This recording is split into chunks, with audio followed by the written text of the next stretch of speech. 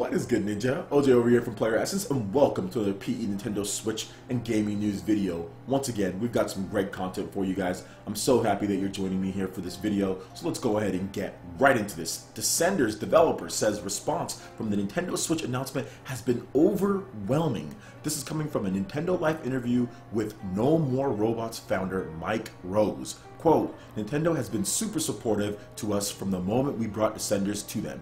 And the guys at Rage Squid received dev kits incredibly quickly.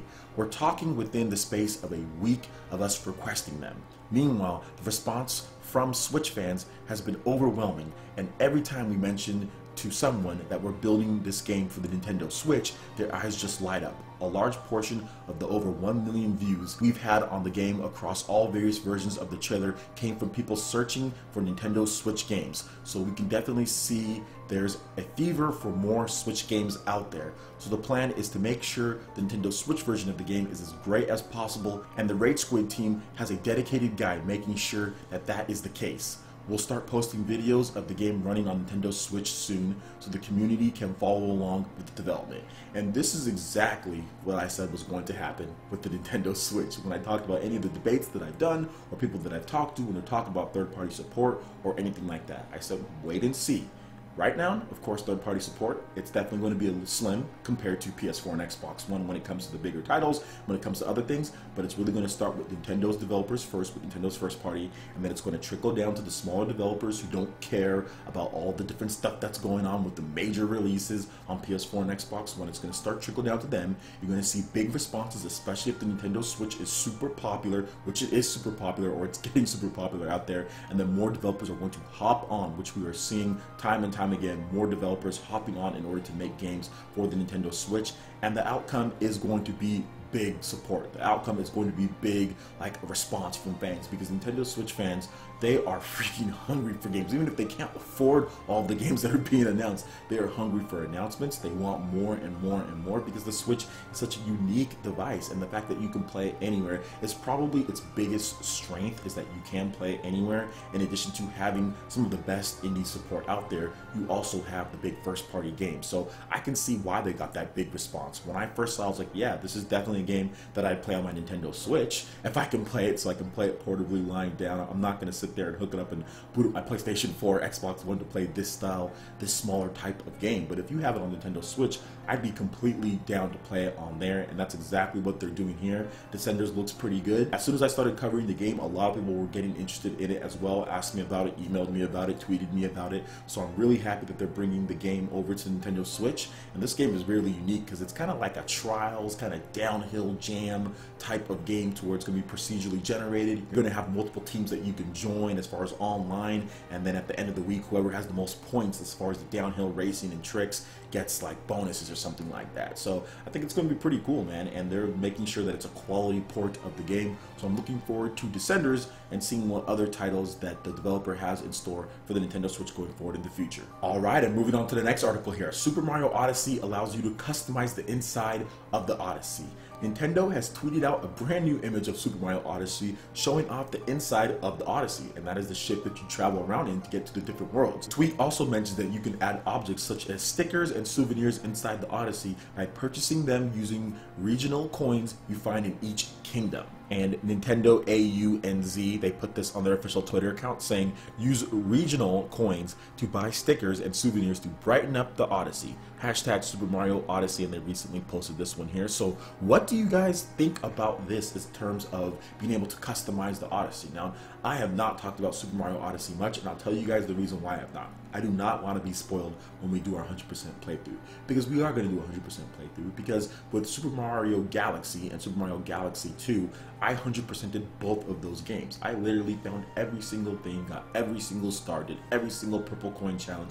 I did everything in those games because they are absolutely phenomenal, and this is giving me a Super Mario Galaxy type of vibe combined with some of the great aspects of Mario 64, leaving out some of the other things and some of the great aspects of Mario games in the past. We have some 2D action in there, we have 3D action, we have Mario 64 action, we have Galaxy action. It just looks like a great combination and compromise, in addition to making a brand new type of Mario game. So I am super excited about this one. I want 100% it. I want to go through and play all that it has to offer. It looks phenomenal. It looks great, but I don't want to be spoiled. That's the biggest thing, is I don't want to be spoiled. I don't want my playthrough to be spoiled. So I'm not going to sit here and cover and look and see all the footage. I want to be surprised. I remember when I first picked up Super Mario Galaxy 2, I didn't look at any of it. You know, I was in college when both of those games came out. Well, Super Mario Galaxy 2, I was just graduating. Yeah, I was just graduating, so I didn't really have too much time to play the game.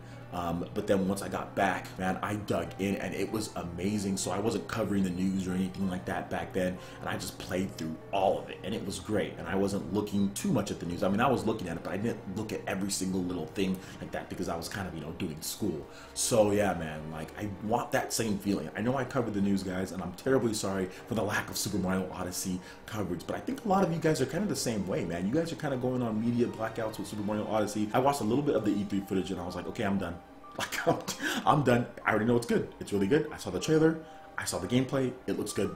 I'm done. I want to be surprised. I want to know, like, I want there to be like, oh my gosh, there's this in this game, or there's this in this game. So I'm going on somewhat media blackout of the game, but yeah, this actually does look pretty cool, and I like the fact that you can customize the inside of your ship, which was the original article. So what do you guys think about the customization in this game when it comes to the Odyssey? You're going to be customizing your Odyssey, and what's your most anticipated feature or thing that you're looking forward to when it comes to Super Mario Odyssey? Let me know in the comment section below. Okay, and moving on to probably the most unique and weirdest announcement from the recent Nintendo Nindies Direct or showcase that they had. Robot morphology shooter Morphies Law announced for the Nintendo Switch and PC. So this is launching for the Nintendo Switch first this winter, and then it's going to come to PC later after that, and it'll probably come to PS4 and Xbox One down the line. So independent developer Cosmoscope, so it's Cosmoscope, has announced Morphies Law, a robot morphology driven 3D shooter, due out first for the Nintendo Switch this winter, followed by PC. And I'm going to get into why this was an absolutely brilliant idea to bring it to Nintendo Switch first before anything. So we'll talk about the overview of the game because this game is insane. There's a lot to go over.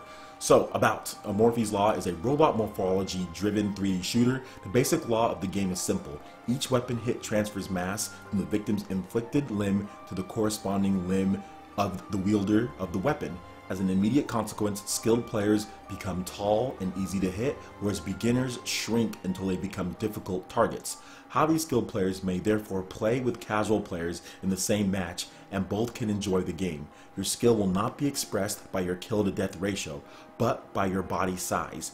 Different body sizes require different strategies. A player with tall legs can jump on buildings. Small players can hide in tiny holes. The size of every limb has an impact on your abilities and properties. For example, the behavior of your butt rocket depends on the size of your lower body. A successful player adapts to his own body size. The successful team builds its strategy around the body sizes of its members. In team games, the team avatar combines the sizes of all team members. The team with the tallest team avatar wins. Friendly fire does not change your team's avatar size and can therefore be used to implement advanced team tactics. Shift your team mass from one player to the other to get your whole team to an advantageous position, or designate an offensive player to shrink him to make him difficult to hit.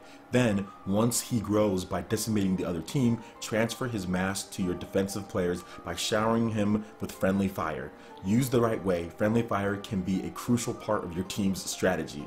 Key features: a unique robot morphology system. Each hit, mass is transferred from the victim's damaged limb to the corresponding limb of the perpetrator. Each body part can be scaled independently of each other, allowing countless body configurations. Robot morphology-based balancing. Highly skilled players grow and become easier targets. Less skilled players shrink until they are difficult to hit. Fairness ensues. Robot morphology-based strategies. Friendly fire does not affect your team avatar's body size, allowing you to strategically distribute your team's body mass across the team members according to their strategic role. The player's properties are driven by his morphology. Leg size is responsible for the jump height, feet size for the amount of high fall damage, lower torso size for the propulsion of his butt rocket, etc. several game modes. The robot morphology system imbues traditional game modes like Team Deathmatch with new life, but there are also unique game modes built around the unique mass-centered gameplay. And you can check out this game as far as more screenshots and everything on Gematsu. And here's the one thing about this game. It's being built with Unreal Engine 4. It's coming to Nintendo Switch and then PC and potentially other platforms later, but it's confirmed for the Nintendo Switch and it's also confirmed for the PC. So this is the reason why this game is coming to Nintendo Switch first. You have titles like Call of Duty, you have titles like Destiny, you have all these hardcore big shooters that are coming to the PS4 and Xbox One this year. Heck, Destiny 2 is coming very soon. But then Nintendo Switch does not have that. Really all it has is Splatoon 2 that it's getting. And it's getting a lot of RPGs and other type of action games and platformers on the Switch this year. So they said, you know what would be great? We have Splatoon 2, right? Splatoon 2 is not a game as far as turf war goes. It's not a kill to death ratio that says, okay, we won this game because this person got 40 kills and we needed 50 kills to win the game. The main mode is turf war, where whoever has the most turf or whoever's inked the most wins. And that's the thing with this game. It's not about necessarily who gets the most kills, but whoever has the biggest avatar at the end as far as the end of the match. So it's very similar in that regard. It's a very different type of shooter where just killing people isn't the main objective as far as the main mode, whereas Team Deathmatch is the main mode in many of the other shooters out there. This is not the same thing. This is definitely not the same thing. It's very similar to Splatoon, where there's other strategies based around that as far as inking the turf or whatever the case is. With this, it's shooting and making sure the highly skilled players are big targets, while the small players can do different types of things, can go into different types of areas. So that is phenomenal. That is absolutely phenomenal. It is unique, and I think that people, since the Switch isn't getting all the other bigger shooters out there, which it would be nice if they did get them, but it's not, having this one as far as this unique type of shooter on the Nintendo Switch this fall exclusively is going to boost sales ridiculously. People are going to be like, alright, I want to play a shooter outside of Splatoon. This is going to be the one that I play. It's built on Unreal Engine 4, so it's going to look pretty, it's going to look nice. The character designs are absolutely weird, somewhat scary, but at the same time, it's pretty cool. Apparently, humans are pretty much eradicated, they are extinct, and they left over these machines. This was their last inventions that they left over, and they continue their philosophy after all the humans are gone. So, very unique concept, great looking game built in Unreal Engine 4, online multiplayer, team modes. I'm looking forward to this one. It's crazy, but I'm looking forward to it. But that's exactly what I like about Splatoon. I love Turf War. Turf War is my favorite mode in any shooter ever. Seriously, it's like my favorite mode in any single shooter, especially modern ones, because it's something that's completely unique and different from what you did beforehand. And that's what Morphies Law seems to be. It seems to be like that unique type of shooter that's just a different. It throws a wrench into everything that you thought about shooters beforehand. So what do you guys think about this game here? Are you excited for Morphies Law coming to Nintendo Switch? I would love to hear you guys' thoughts in the comment section below. Alright guys, that wraps it up for this video here. Go ahead and check out the links in the description below. We've got Facebook, we've got Twitter. Go ahead and give us a like and a follow on our social media. Really helps us spread the content of PlayerEssence across the interwebs in addition to YouTube. Also make sure you check out our Patreon page, pledge any tier, and be interested to win some awesome prizes each month. In addition to that, we have Discord voice chat and $10 prize eShop tournaments from Mario Kart 8 Deluxe, Splatoon 2, and more. So support PE Live and PE Arena right here on PlayerEssence. Also make sure you hit that like button if you did like this video. Lets me know you guys want more content like this going forward in the future. Subscribe to PlayerEssence for the latest news, reviews, discussions, and more. Thank you so much for watching, and we'll catch you ninja for the next video. Peace.